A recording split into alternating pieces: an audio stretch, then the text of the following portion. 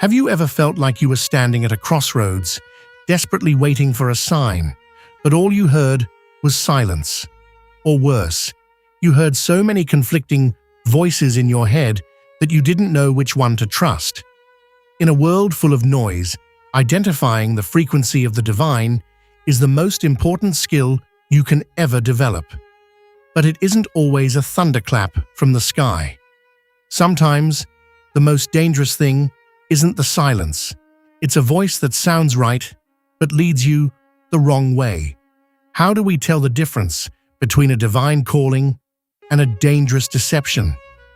Ellen G. White, in Testimonies for the Church, Volume 5, page 512, provides a timeless blueprint for this exact struggle.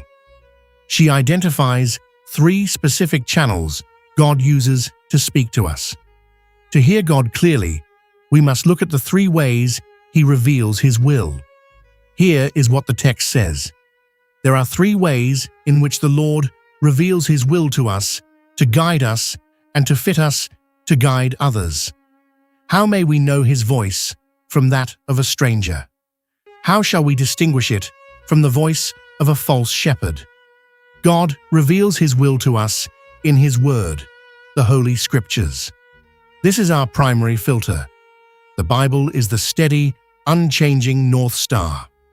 If an impression in your heart contradicts a clear, "Thus saith the Lord," then that impression is not from God. But God also speaks through the world around us. The text continues.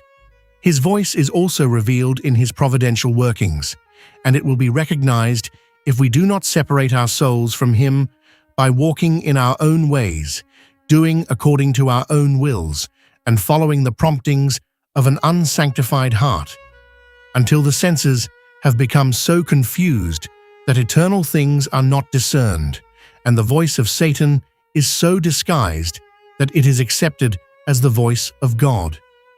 Providence is God's hand in our daily circumstances, open doors, closed paths, and divine appointments. But notice the warning. If we are stubborn and determined to have our own way, our spiritual hearing gets hijacked.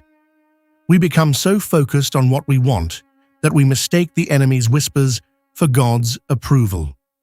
Beyond the book and the circumstances of life, there is a third, more intimate channel. Another way in which God's voice is heard is through the appeals of His Holy Spirit, making impressions upon the heart, which will be wrought out in the character. This is the still, small voice. But how do you test a feeling? The text gives us the answer. Look at the fruit. Does this impression make you more like Christ? Does it build a character of love, patience, and integrity? If it does, it is the Spirit. If you are currently struggling with a big decision, remember this essential advice. If you are in doubt upon any subject, you must first consult the Scriptures. The reason we often fail to hear God isn't a lack of communication on His part.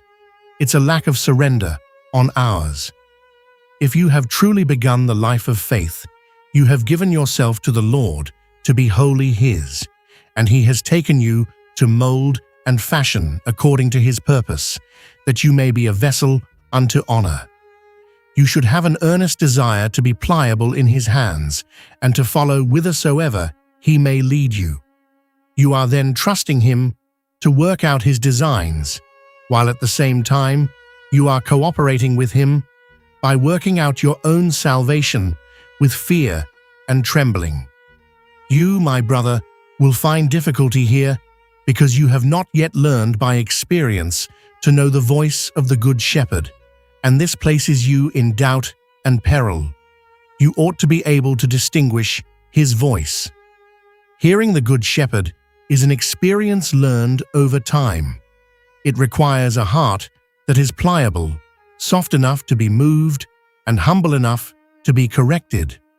Start today by testing every thought against the Word, watching His hand in your life, and listening for the Spirit that transforms who you are. Somewhere in the quiet of this moment, the Good Shepherd is calling your name. He isn't shouting to be heard above the world. He is waiting for you to silence the world so you can hear him. Don't let another day pass in the peril of doubt. If you feel that still, small voice tugging at your heart right now, don't ignore it. Let's commit together to becoming pliable in the Master's hands.